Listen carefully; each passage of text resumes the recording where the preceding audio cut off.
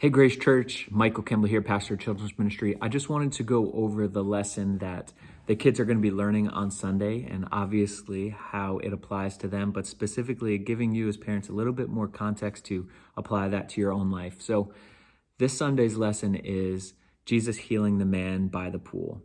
Now they're at a colonnade in Bethsaida. There was pools there where a bunch of people who were sick and lame and hurting, poor would go to. And they would just hang around. But there was this thought back then that angels would come and they would stir up the water and that the first person there would be healed, which obviously there's no biblical evidence for or historic really of that happening. But it's just been passed down from generations. So there's this man who is an invalid and he can't walk for 38 years. And Jesus approaches him and says, "Do you want to be healed?" And he says, of course, but everybody keeps on beating me. And he says, "Get up and walk." Now, there's this popular saying that I'm sure you've heard that God helps those who can help themselves. And I think that's potentially good in some ways, but it's not really true. And honestly, it's not really in Scripture.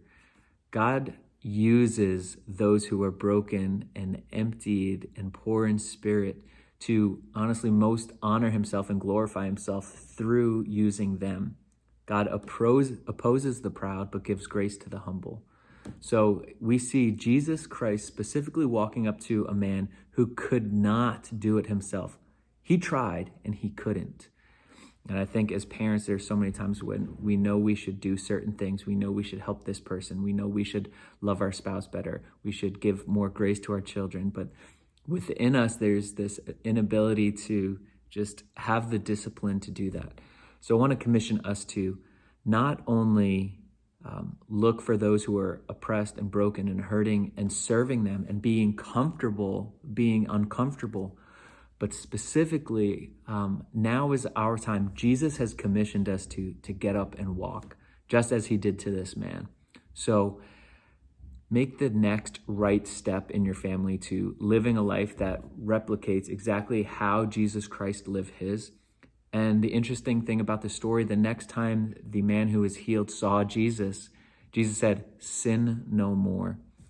So let's take it to heart as leaders of our house to not only live like Jesus lived and acting upon his actions and the way he commanded us to live, but also trying to avoid areas in our life where we have neglected those around us in serving. So let me run through a couple quick questions that you can potentially ask your kids to start the discussion with you guys. Okay, the first question is, how do you think the man felt after Jesus healed him? How do you think the man felt after Jesus healed him? Second one, share about a time someone showed compassion to you. I think it's really good to share with your children examples of how you have received that grace, because we like to hold our parents on a pedestal that they never mess up or anything, but it's important to show our humility as parents there. And the last one, why can we have hope when we trust in Jesus? Why can we have hope when we trust in Jesus? So hopefully that kind of gives you a little bit of a lesson on the story and the context a little bit, but most importantly, Scripture is there so we can become more equipped and complete for every good work. So hopefully that does it for you. And until next week, God bless and take care. Goodbye.